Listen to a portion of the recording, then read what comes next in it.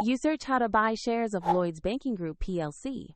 Lloyd's Banking Group PLC is a major UK bank offering retail and commercial services, and it trades on the LSE PLC under ticker LLOY.L. This video is educational and not financial advice. To buy the stock, you need a broker, and I will use eToro as an example to show the process. After registering, you must verify your account with an ID and add funds before you can buy.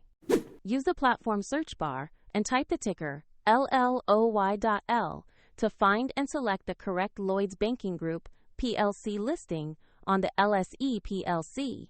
On the asset page, check the company summary and the price chart to confirm this is Lloyd's Banking Group PLC traded under LLOY.L and that you have the correct listing.